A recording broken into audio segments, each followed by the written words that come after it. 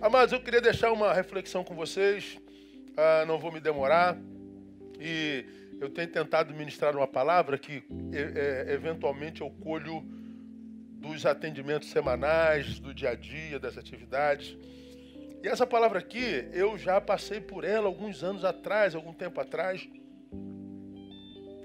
e às vezes eu vou revendo o que eu já produzi, como eu fiz essa semana, eu tenho tudo que eu já preguei registrado.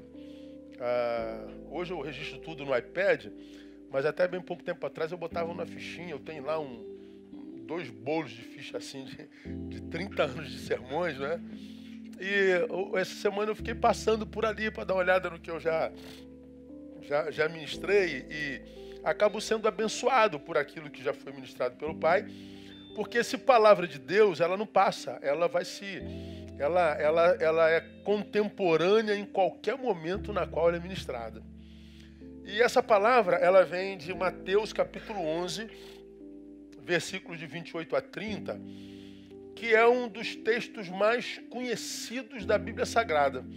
Por que é um dos mais conhecidos da Bíblia Sagrada? Porque nós, os seres humanos, os crentes, a gente gosta muito mais de promessa do que de exortação. Tanto é que 95% dos versículos que a gente sabe de cor são promessa. Se você fechar o teu olho aí agora, pensa no versículo, vê se não é promessa para você. É promessa. Tu vê os textos mais conhecidos da Bíblia Sagrada. Salmo 23, o Senhor é meu pastor e nada me faltará. Né? Não me faltará, eu aí, ó, a promessa para mim aí, né? 1000 cairão ao teu lado, 10.000 à tua direita. Você não vai ser atingido, ó, eu de novo aí, ó, né? Deus é meu refúgio e fortaleza, diga aí, socorro bem presente na angústia, meu refúgio. Então, a gente gosta de palavra, mas a gente gosta mais ainda quando essa palavra coloca a gente para o alto, né? Quando faz da gente alvo e tudo mais, não é? Esse texto está aí entre esses mais conhecidos. Vinde a mim, todos vós que estáis cansados, e eu vos aliviarei. Ó, eu de novo aí, ó. Não é? Então, se a palavra diz respeito a um bem pessoal, isso vira decorado por nós rapidinho. Agora, os de exortação, os de disciplina, tal, a gente não gosta não, né? Mas esse texto diz assim: vinde a mim, todos os que estáis cansados e oprimidos, eu vos aliviarei.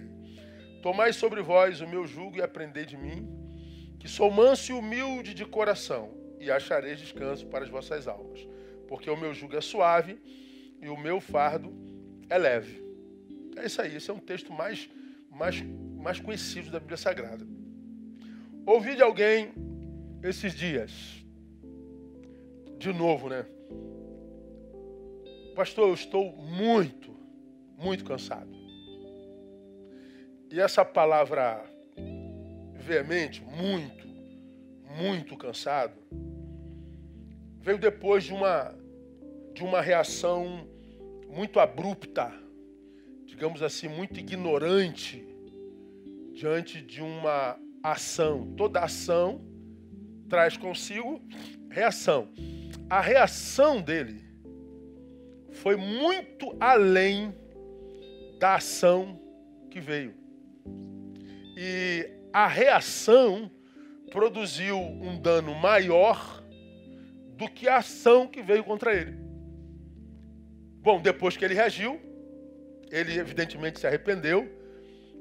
Foi quando eu entrei na história e me passou um zap, muito parceirão e tal.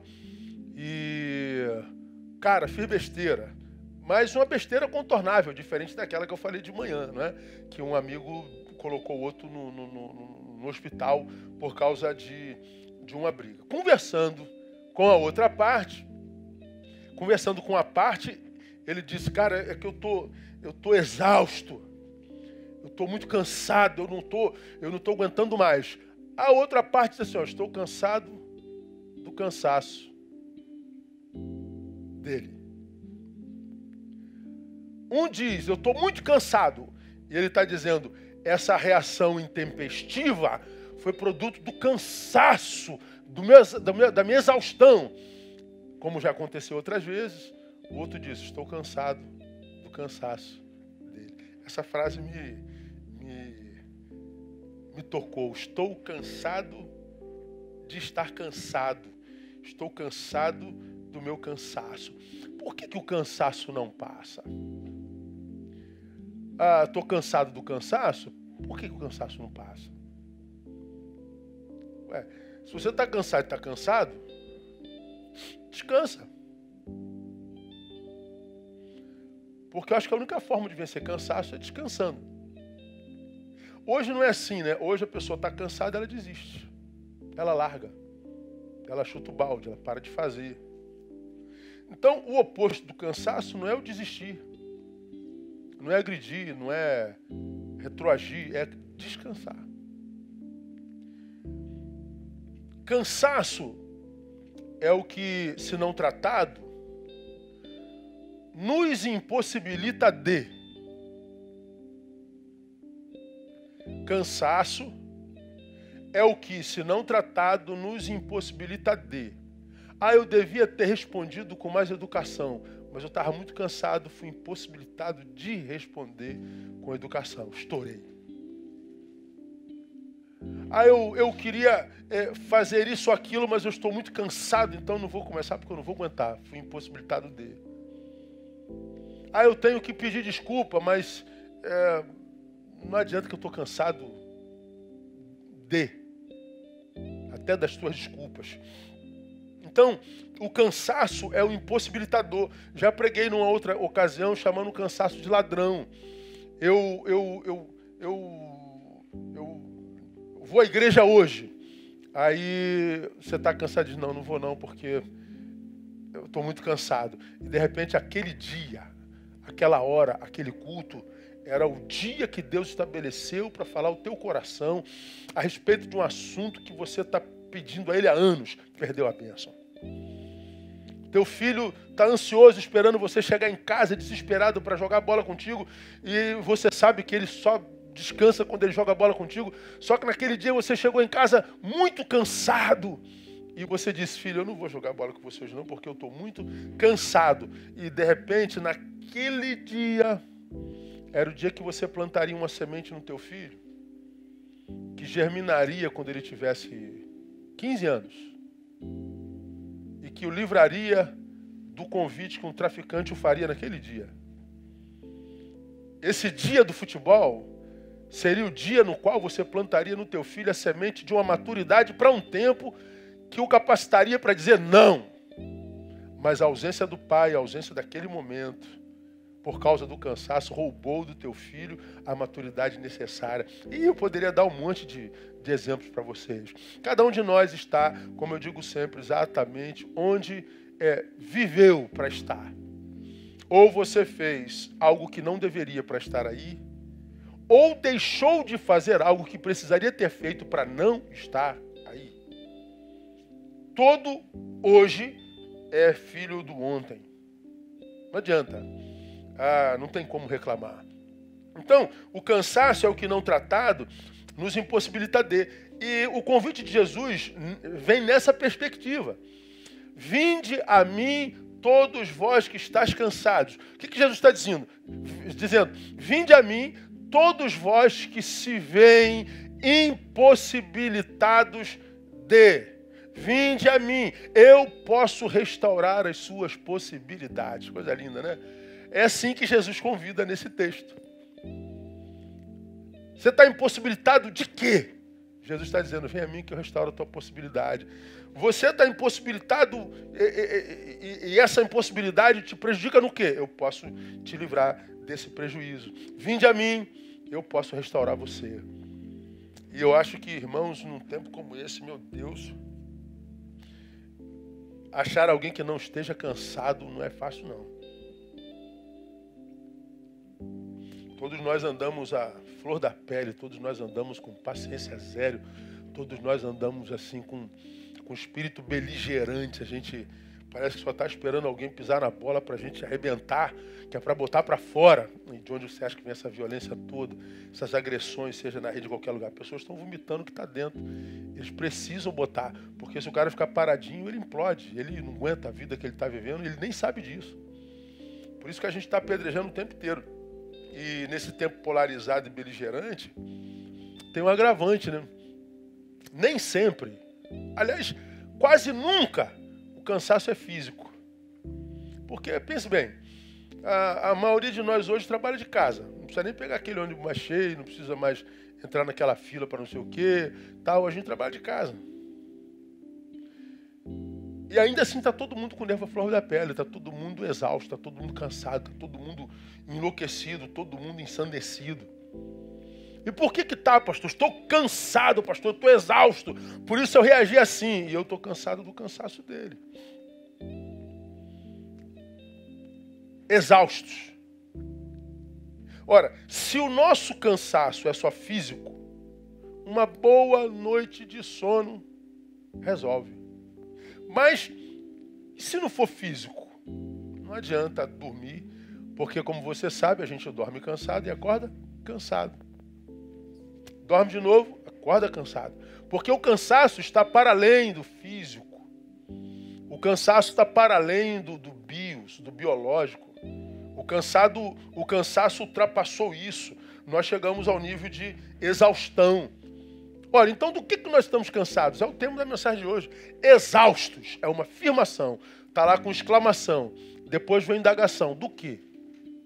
De repente você está aqui me olhando, se identificando com essa palavra. Pastor, eu sou esse cara aí, eu sou essa mulher. Eu me vejo cansado, eu me vejo desanimado, eu me vejo impossibilitado de... E a gente ouve isso o tempo inteiro. Estou muito cansado. Ok, mas você está cansado do quê, exatamente? O que te cansou? A maioria de vocês não consegue responder. Porque nós somos vitimizados pelo cansaço, mas não sabemos a origem desse cansaço. O que produziu tal cansaço? E se a gente não identificar isso, nós somos muito tendentes a acabar com a nossa vida, a estragar a nossa vida. Quer ver exemplo? Por exemplo, eu estou muito cansado. Porque eu estou cansado, a minha relação conjugal começa a entrar em litígio. Cara, eu não tenho mais paciência para ouvir isso, eu não tenho mais paciência para te dizer isso, e aí ela não ouve, eu não ouço, ela diz, eu não gosto de ouvir, e a gente vai brigando. A gente chega a uma celeuma tão grande que a gente se separa, ela vai embora, eu vou embora.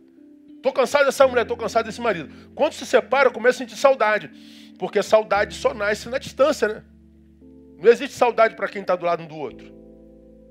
Aí a saudade cresce para além da raiva e da ira, e a gente percebe que aquela pessoa ainda é muito importante.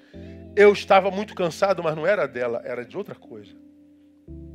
Só que os frutos desse cansaço se manifestaram na minha relação com ela. Eu imaginei que ela era o meu cansaço, que dela que eu tivesse cansado, que dele que eu tivesse cansado. Não, não era. Era outra coisa. Eu estou cansado desse trabalho, não aguento mais essa desgraça desse trabalho. Você vai lá e pede demissão. Aí você não consegue arrumar outro trabalho, você sente falta do seu trabalho. Você imaginou que o que estava te adoecendo, te cansando era o trabalho, não era. Você estava cansado por outra forma, isso desembocava na relação de trabalho. Agora você está sem trabalho, está pior ainda. Então, eu preciso saber a origem da minha exaustão, eu preciso saber a origem do meu cansaço para que eu possa atacar essa origem a fim de achar descanso, uma vez que o descanso nem sempre, ou quase nunca, é físico. É físico. Bom, aí a gente vai passear aqui um pouquinho, bem rapidinho, que outros cansaços podem nos acometer nesse tempo, irmão.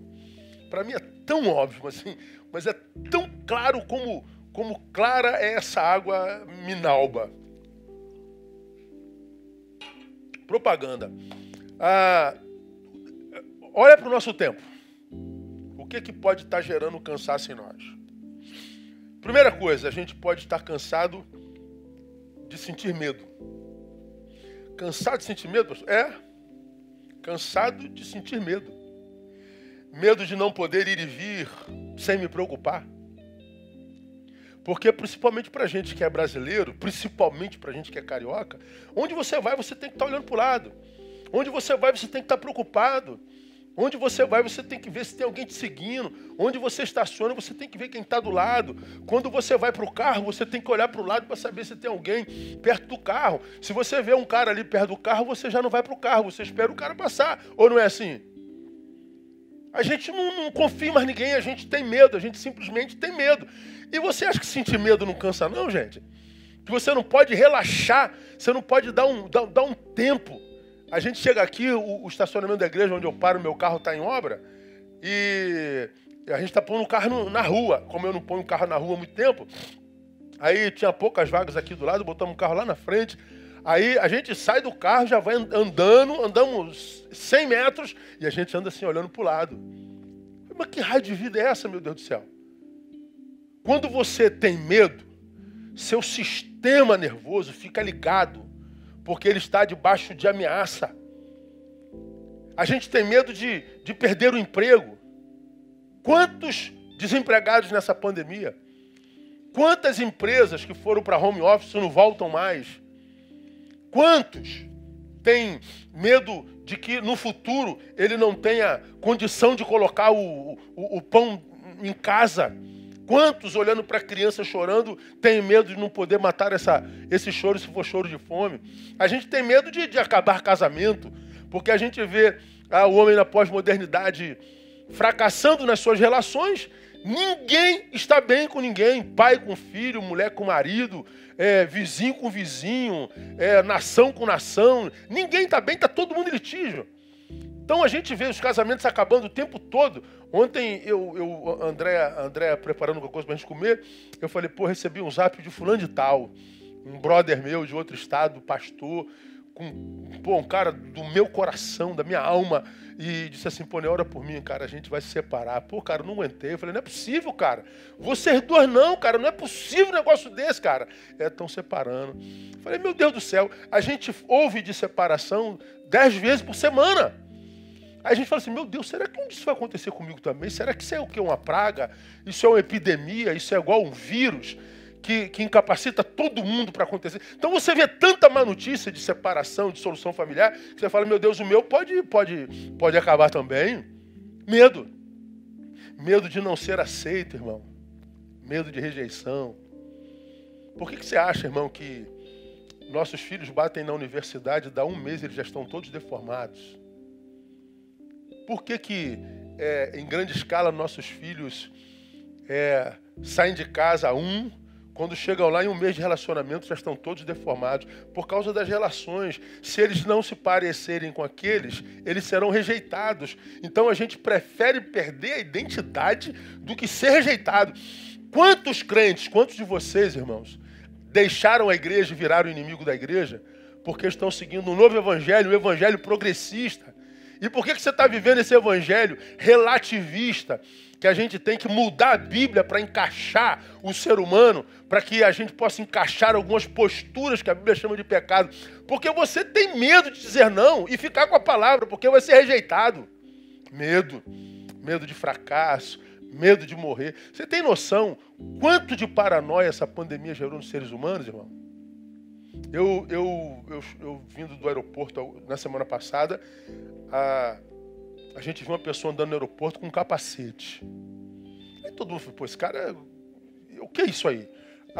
O pessoal imaginou que ele era um motoboy, alguma coisa. Não, era um passageiro que estava andando de capacete. Ele fez um capacete tipo de moto, botou plástico, isolou tudo e um negócio aqui por dentro da camisa, e ele andava de capacete. Por que a pessoa anda de capacete? Medo de morrer. A gente não vive muitas vezes, desperdiça a vida com sentimentos toscos, ódio, mágoa, amargura, ira, desejo de vingança. A gente não vive porque tem medo de fracassar, a gente não vive porque não consegue perdoar, mas quando está diante da morte tem medo de morrer. A gente tem medo de morrer, mas não tem medo de não viver. É uma incongruência. Olha, irmãos, o medo cansa. Você tem que andar no dia a dia com medo, com preocupações, nunca centrado num alvo que você tem. Porque se você saiu de casa, você saiu para um alvo.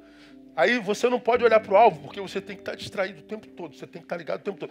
Irmão, viver nesse estado de cuidado o tempo todo, isso é absurdamente exaustivo. Às vezes você vai em casa ali na esquina e volta tomada por medo, quando volta está exausto. Às vezes você está deitado em casa vendo Rede Globo, porque quem vê Rede Globo não tem jeito, fica maluco mesmo. e a rede catastrófica, a necrófaga. Então você não tem jeito, vai ficar com medo mesmo, vai ficar com paranoia. E o medo cansa. Pois bem, para vocês que estão cansados de sentir medo, o Senhor diz, Isaías 41, de 10 a 13, não temas, porque eu sou contigo.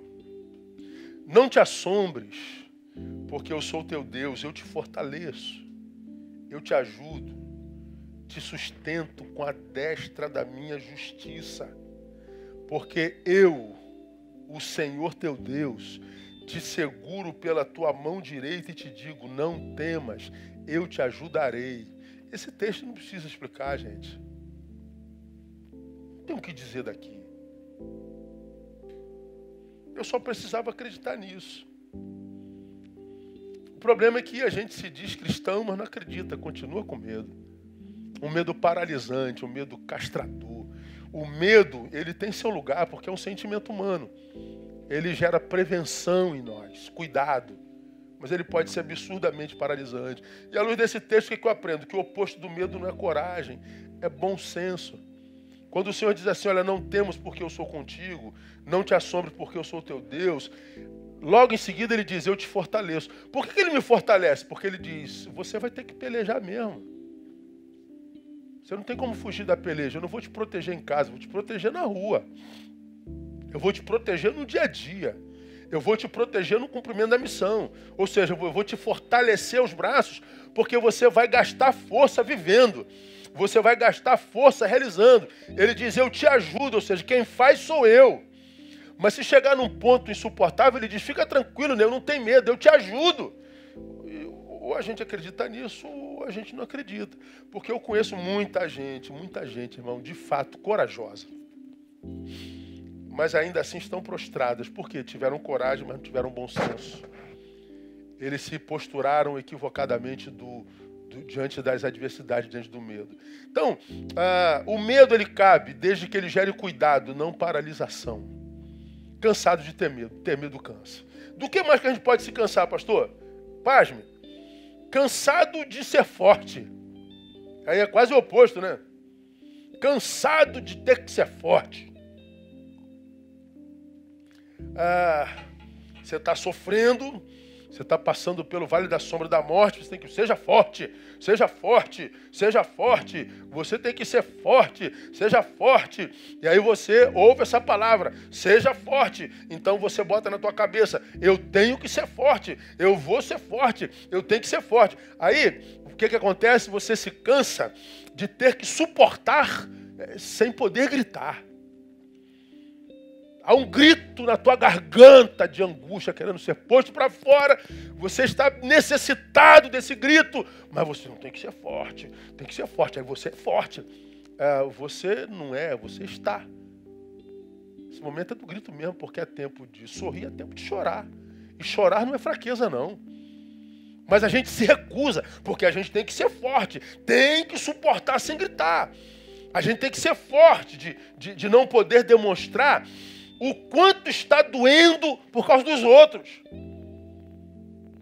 Olha aí, você é pastor. Olha, fulano, você é o líder. Ó, Beltrano, você é a mãe. Ó, você tem que ser forte. Você não pode chorar por causa dos outros. Ora, aí a gente, por causa dos outros, não vive a nossa vida.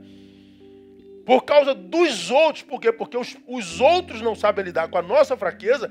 Eu tenho que ser forte. Então, essa performance do super-homem, essa performance da Mulher Maravilha, essa performance nietzschiana, que nem Nietzsche viveu, é extremamente cansativo. Ser forte cansa, irmão. De ter que ver a vida e de não poder chorar. Quando a Bíblia diz que bem-aventurados são os que choram. Você sabia que na Bíblia não tem a palavra sorriso, irmão? Não tem. Está dizendo que não pode sorrir? Claro que não é isso.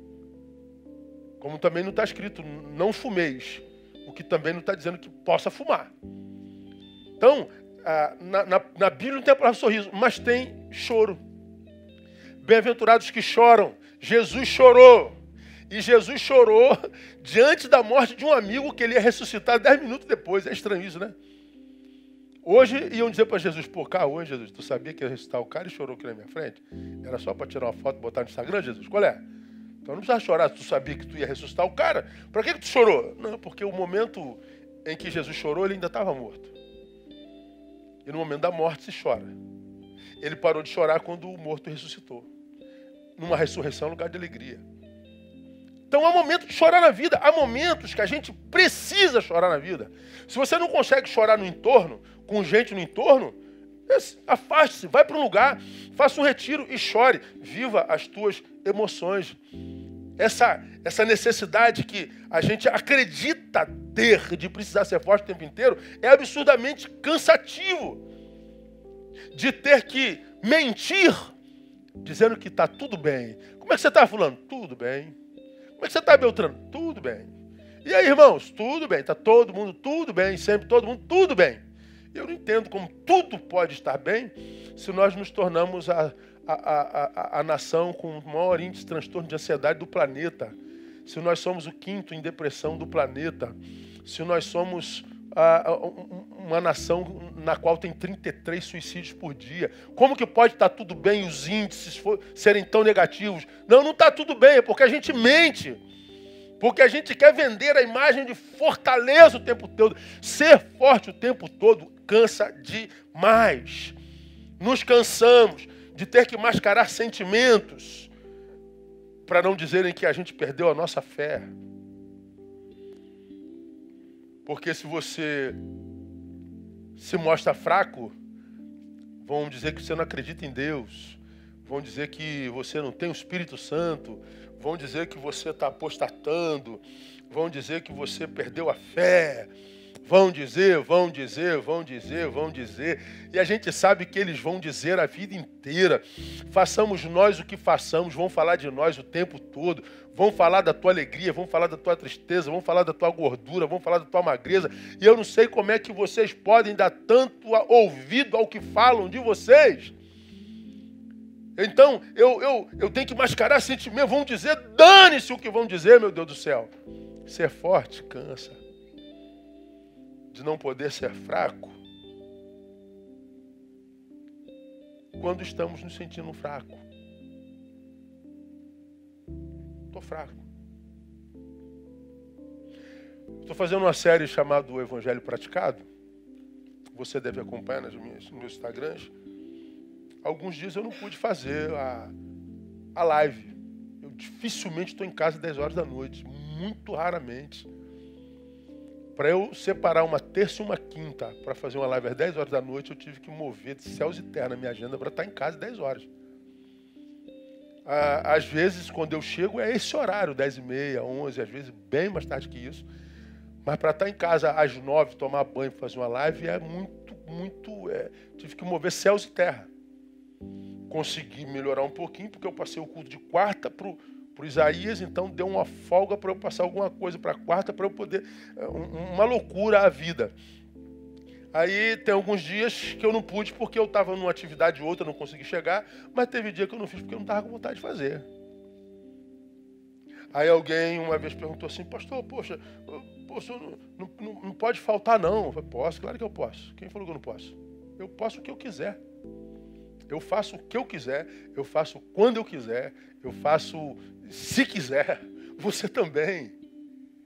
A gente tem que parar de dar permissões de poder a terceiros que não conseguem gerir a própria vida, mas querem gerir a nossa. Essa ideia de não poder ser fraco quando não está se sentindo fraco, de dizer eu não estou afim, eu não quero hoje, simplesmente sem ter que dar satisfação. Isso cansa, irmão. Cansa ter medo, cansa ter que ser forte o tempo todo. Para você que está cansado de ter que vender essa imagem de Hércules, de Sansão, ter que vender essa imagem de Mulher Maravilha, para você o Senhor diz, Isaías 66, 1 e 2. Assim diz o Senhor, o céu é o meu trono e a terra o escabelo dos meus pés, ou o estrado dos meus pés. Que casa me edificareis vós, e que lugar seria o do meu descanso? A minha mão fez todas as coisas, e assim todas elas vieram a existir, diz o Senhor. Agora olha só. Mas eis para quem olharei. Para o humilde e contrito de espírito, que treme da minha palavra. Preste atenção. Ele fala da sua grandeza. Ele diz que assim diz o Senhor. O céu é o lugar do meu trono. O trono está lá no céu. E o pé do Senhor vem até aqui na terra. O cara é gigante. A gente sabe disso. E ele diz, que casa vocês podem me edificar? Vocês acham que o templo de Jerusalém me cabe? Vocês acham que a igreja batista Betânia me cabe? Você acha que alguma catedral me cabe? Não, a minha mão fez todas as coisas. Por minha palavra, todas elas vieram a existir. Então eu sou o Todo-Poderoso. Mas, para quem eu olho aí nessa terrinha pequena de vocês, eu não olho para quem está me construindo casa, para quem está fazendo coisas megalomaníacas para mim. Eu não olho para quem se jacta por mais sábio, poderoso, forte. Eu olho para o humilde e contrito de coração que treme da minha palavra. Ele está dizendo, eu olho para aquele que não está preocupado com a palavra do outro a seu respeito, mas para aquele que se importa com a minha palavra, que acredita na minha palavra, que diz que quando eu ajudo, ele acredita que eu ajudo, que eu fortaleço, ele acredita que eu fortaleço. Quanta gente, irmão, se preocupa mais com o que as pessoas falam de si, pensam de si, do que aquilo que o Senhor pensa de si. Eu não consigo entender algumas coisas nesse tempo. Como eu tenho dito a vocês, já tem uns 15 anos ou 10 anos, eu vivo uma desconexão com esse tempo absurda. Existem algumas coisas que não entram na minha cabeça, eu não consigo me adequar a esse modus vivendi do tempo presente. Eu sou um aborto da natureza, porque eu não consigo entender algumas posturas. Como que o que você diz de mim vai me falar mais alto do que o que Deus diz de mim? E Deus está dizendo, eu olharei para o que treme da minha palavra. Olharei para o humilde e contrito de coração. O que Deus está dizendo aqui? Que o oposto da fraqueza não é força, o oposto da fraqueza é humildade. Por que a humildade é mais importante do que a força? Porque só os humildes conseguem ser o que são. Pois por causa da humildade não ligam para a imagem, para o que pensam, para o que dizem. Só o humilde tem coragem de dizer, eu estou fraco sim. Desculpa aí, tá? Obrigado pela preocupação. É o humilde que diz, eu não estou afim não. É o humilde que diz, eu estou com uma fé fraca mesmo. Ele não vende imagem. Então Deus não está procurando supermans gospel. Está procurando gente humilde que tenha coragem de ser, independente das consequências que virão de terceiros. Então seja humilde, cara. Seja simples. Pare de tentar vender uma imagem daquilo que você não é. Pare de tentar vender essa imagem de super sábio, de super forte, de super teólogo, de super sei lá o quê. Deus não nos fez super em nada. A não ser que seja super dependente da sua graça. Porque no resto nós não somos super em nada. Então, do que eu estou cansado, exausto? De ter medo, cansado de ter que ser forte o tempo todo. O que mais, pastor? Cansado de ser certinho e ser ético o tempo inteiro. Esquisito isso, né? Nem parece evangélico. Porque os evangélicos, em grande escala, eles acham que são os mais certinhos da terra. E a gente que está no meio sabe que não é bem assim, né? O discurso é diferente da prática. Quando eu falo que a gente está cansado de ser certinho, eu estou falando do quê, pastor? De ter que lutar ferozmente contra as minhas fraquezas, de ter que lutar ferozmente contra meus defeitos, contra a minha natureza caída. Isso cansa, irmão. Eu conheço minhas fraquezas, eu imagino que você conheça as suas. E quando a gente é de Deus mesmo, a gente luta contra esse troço. A gente guerreia contra a gente. O espírito e a carne estão em guerra, estão em litígio. O crente carnal não. O carnal mergulha lá no que não presta e vai embora. Como acontece hoje, né? Que eu falo aqui quase todo domingo. Hoje nós, como eu falei de manhã, acusamos o pecado estrutural, o pecado do governo, o pecado do sistema. A gente acusamos de racismo, de corrupção, de não sei o quê, mas a gente não vê mais pecado em traição, ingratidão, calúnia, assassinato de reputação. Não existe mais pecado pessoal. Então, se eu estou envolvido contra o pecado do sistema, eu posso fazer o que eu quero. A gente sabe que isso não é bíblico. Todo sistema é composto por gente. É tudo pessoal. Tudo pessoal. Quando a gente é de Deus, quando a gente tem caráter e de Deus, independente da sua religião, você é uma pessoa que gosta de andar certo. Você é uma pessoa ética. Mas você é pessoa. E pessoa que tem vontade de pegar no pescoço. Você tem vontade de fazer justiça com a própria mão. Você tem vontade de xingar, de meter a mão na cara. Você tem vontade de chutar o balde. Mas você tem que estar lutando contra si. Isso cansa. De entrar em crise com o mau caratismo dos outros. Você vê que o cara é mau caráter. Mas esse mau caráter é teu marido. É tua esposa, é teu filho, é teu irmão. É teu pastor, é teu vizinho, é teu melhor amigo. É gente que você admira e você diz, meu Deus, cara, como é que você pode fazer um negócio desse? Você fica com raiva, com tanta cara de pau, ainda mais num tempo desse de políticos, irmãos. A gente vai para campanhas. Meu Deus do céu, é uma loucura, é uma insanidade. E o mau caratismo, a falta de palavra, incomoda para quem é certinho. Então tem que entrar em crise por causa do mau caratismo. De perder sono com a irresponsabilidade dos outros, com a responsabilidade de alguns. Aí vamos imaginar você líder de louvor, André está aqui do meu lado, e o ensaio é 20 horas. 20 e 30 não chegou ninguém. Aí você fala assim, caraca, nós não marcamos 20 e 30. Aí cada um chega com a desculpa esfarrapada, né? Ah, eu peguei um trânsito, mas ele mora 2 casas depois da igreja e não foi trabalhar hoje. É mentira. Não tem responsabilidade. Você é professor de EBD, tem 40 alunos na tua turma. Quem estudou a lição? Ninguém, não tive tempo. O cara não teve tempo para estudar a lição. Pergunta quanto tempo passou na internet.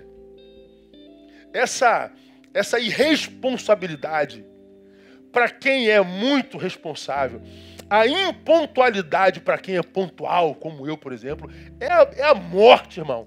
Eu, quando chego atrasado 1 minuto, é como que se o compromisso já não tem mais sentido. Eu estou ali por uma obrigação, já não é mais prazer. Eu chego 1 hora antes e espero 1 hora, mas eu não chego atrasado 10 minutos. E o atraso, para mim, é mortal, é uma ignomínia. Porque o meu tempo é tão precioso, e eu digo que quem chega atrasado diz para o outro que o tempo dele não vale nada. Aí quando dizem para mim, mas pastor, vai todo mundo chegar atrasado, no meu nome não é todo mundo, não me interessa todo mundo, tem um horário. Então você tem que chegar no horário. Mas para quem é irresponsável, aí nós temos que sofrer isso. Ou seja, você sofre calado, mas sofre, isso cansa. Cansa. De não poder relaxar nunca, por causa de tantos relaxados. Ou seja, nós estamos em obra e vamos supor que se eu não estiver presente, todo mundo enrola, todo mundo sanguessuga, todo mundo é 7-1, todo mundo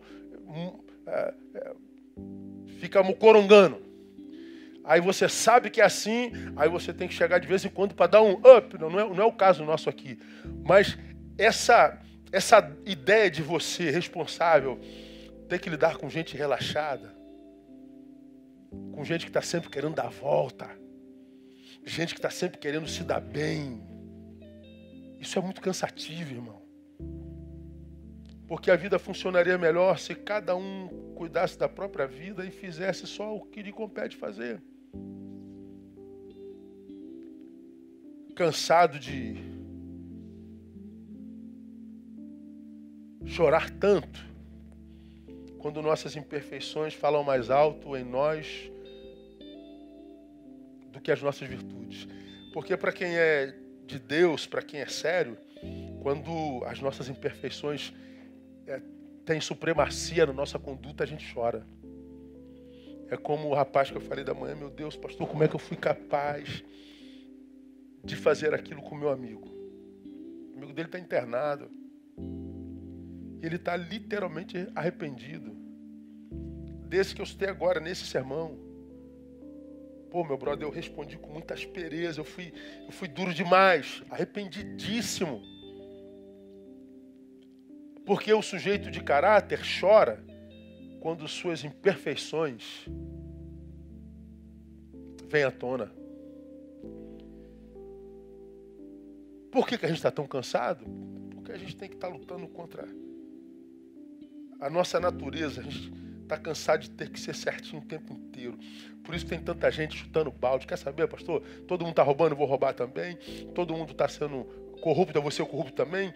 Todo mundo está quebrando tudo, eu vou quebrar também. Todo mundo está... Então foi diluído pelo sistema. Ele se transformou na imagem e semelhança dos seus algozes. E cada vez mais pessoas entram nessa vibe. Cada vez mais pessoas vão se largando. O problema é o que acontece a longo prazo, né? Aí vamos supor, você se larga aqui, ó. Ah, pastor, fui certinho. Estou cansado de ser certinho. Estou cansado de ser bobo. Estou cansado de ser boba. Então chuta o balde. Chutou o balde. Aí se sente mais leve. Aí os anos passam, você chega aqui, ó, completamente deteriorado, deformado. Aí você olha para trás, poxa, que seria eu se eu ainda estivesse na presença de Jesus? Porque quando eu deixo de ser quem sou aqui, eu estou anulando as promessas de Deus sobre minha vida. Porque o que Deus tem para mim, tem para mim. E não naquilo que eu me torno, quando eu me canso de ser certinho. Quando eu me canso de ter medo, quando eu me canso de... Quer saber, eu vou chutar balde. Deixou de ser quem é, a promessa de Deus foi anulada sobre você. Deus não lida com personagens. Não lida. Então, quando alguém pergunta assim, poxa, pastor, como é que é a vida de fulano?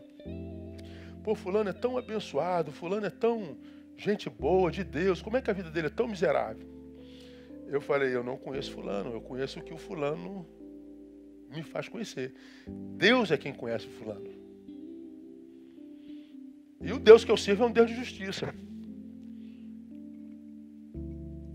Então eu não me iludo com performances, eu não me iludo com discursos, eu não me iludo com postagens. Nunca, cara. Pelos frutos os conhecereis. Pelos frutos. Estou cansado, pastor. Então, resultado para cansaço é descanso. Bom, para esses que estão cansados de lutar contra si mesmo, ser certinho, eu leio 2 Coríntios 12, de 6 a 10. Pois se quiser gloriar-me, diz Paulo, conhece o texto, né? Não serei insensato, porque direi a verdade. Mas para que não me exaltasse demais pela excelência das revelações, fui-me dado um espinho na carne, a saber, o mensageiro de Satanás para me esbofetear, a fim de que eu não me exaltasse demais. Acerca do qual 3 vezes roguei ao Senhor que afastasse de mim, e ele me disse, a minha graça te basta, porque o meu poder se aperfeiçoa na fraqueza. Por isso, porque o poder se aperfeiçoa na fraqueza, de boa vontade antes me gloriarei nas minhas fraquezas, a fim de que repouse sobre mim o poder de Cristo. Pelo que sinto prazer nas fraquezas, nas injúrias, nas necessidades, nas perseguições, nas angústias por amor de Cristo, porque quando estou fraco, então é que sou forte. Paulo está dizendo, o oposto de certinho não é erradinho. O oposto de alguém que é certinho é perseverança.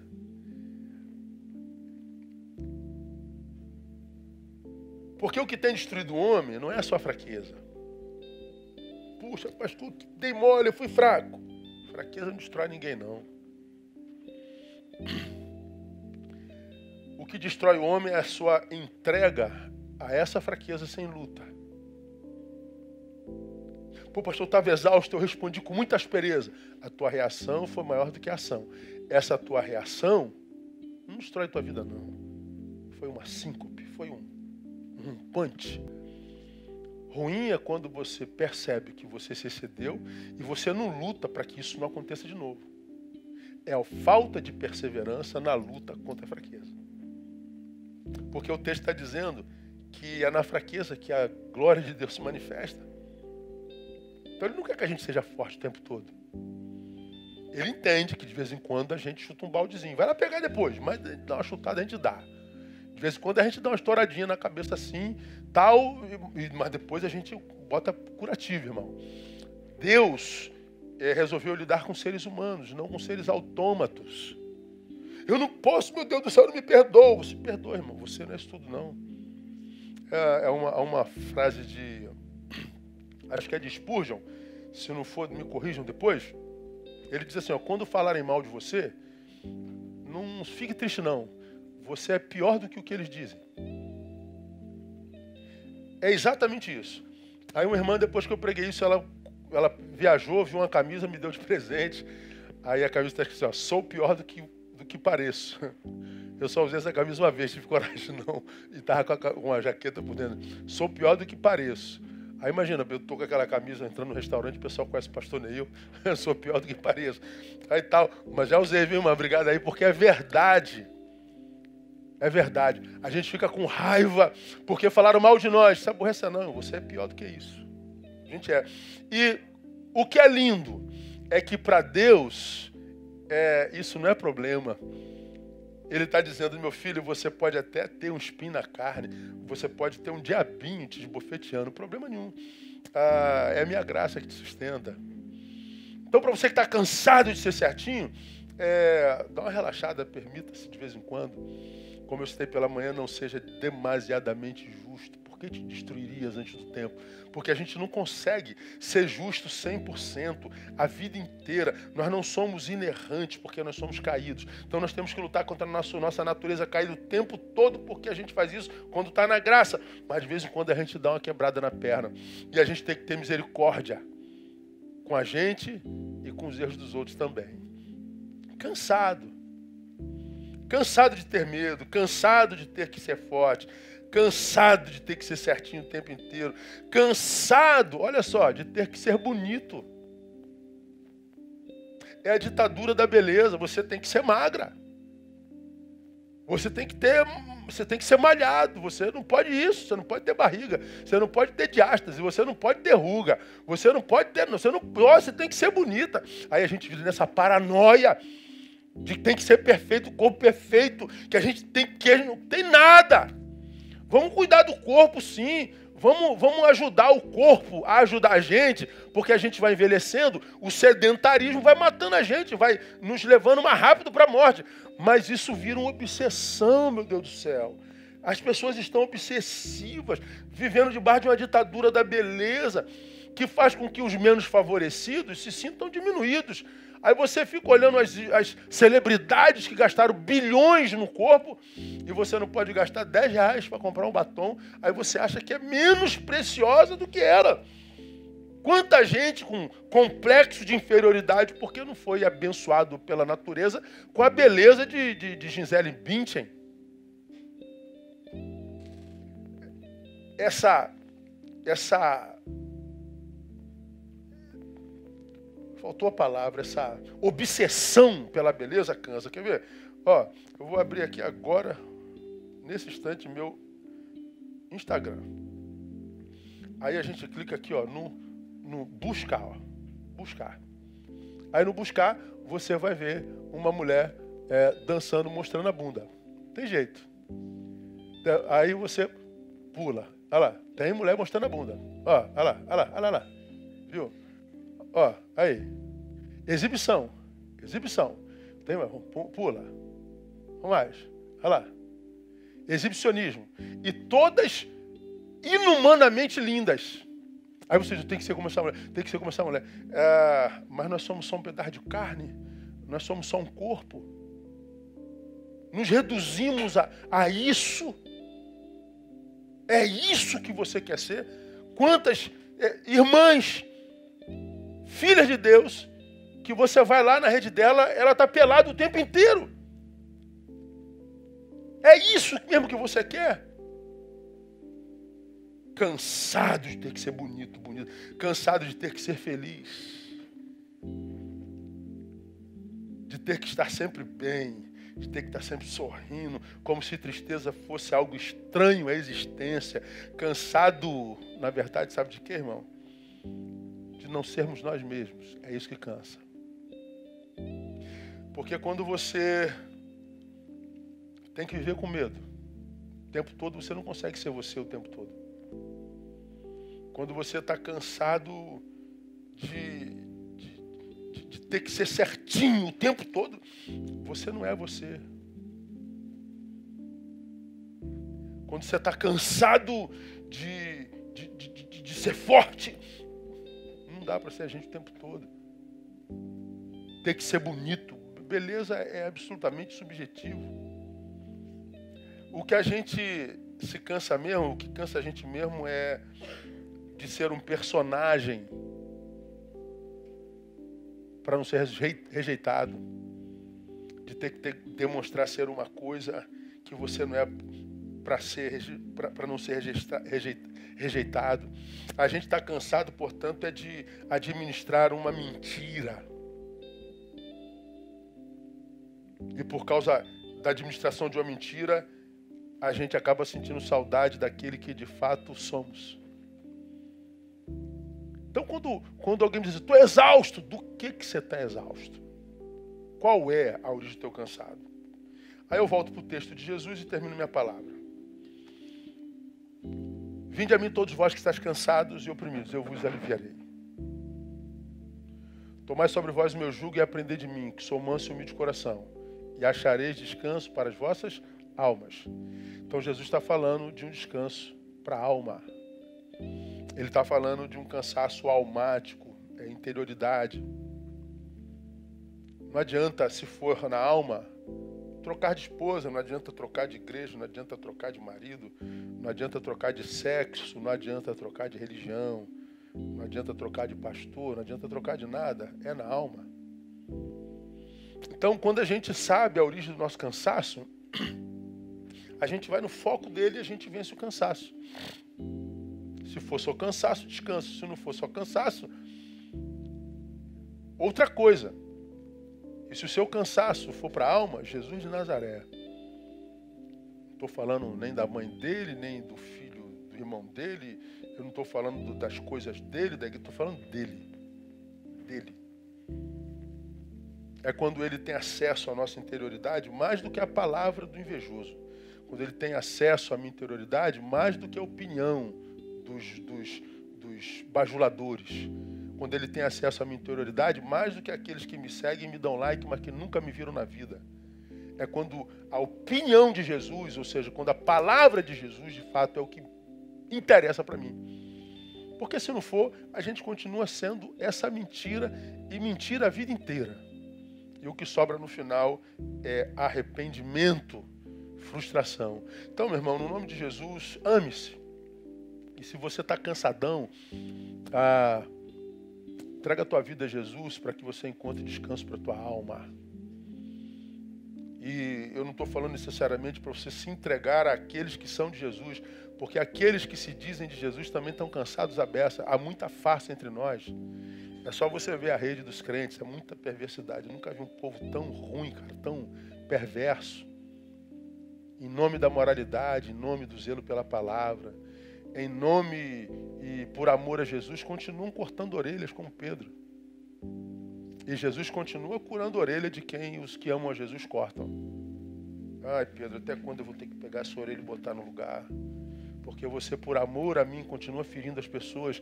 Você, por amor a mim, continua tentando matar os outros. Você, por amor a mim, continua assassinando a reputação de gente. Pedro, até quando você vai entender, Pedro, que enquanto você agir por amor a mim assim, eu vou estar do lado daqueles que você agride. Os crentes não vão entender isso nunca. Por mais que por amor a Jesus, por zelo a sua palavra, você agrida alguém, o Jesus que você ama vai ficar sempre do lado daquele que você agride. Porque ele vai continuar colando as orelhas. Porque ele quer ver os seus inimigos inteiros também. Ele ama aquele a quem você odeia. Desculpa aí, tá?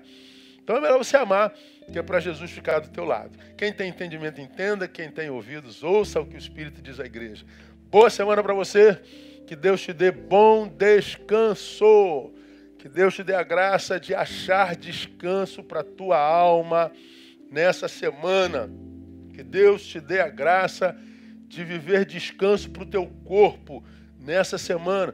Que Deus te dê a graça de te ver descansando da opinião alheia, da necessidade de aceitação. Que Deus te dê a graça de descansar da rejeição. que Deus te dê a graça para que você seja quem você é. Simplesmente quem você é. Desse jeitinho que você é. Porque Ele ama você desse jeitinho aí. Sem performance, sem máscaras, sem personagem. Seja quem você é e você vai encontrar o favor dEle.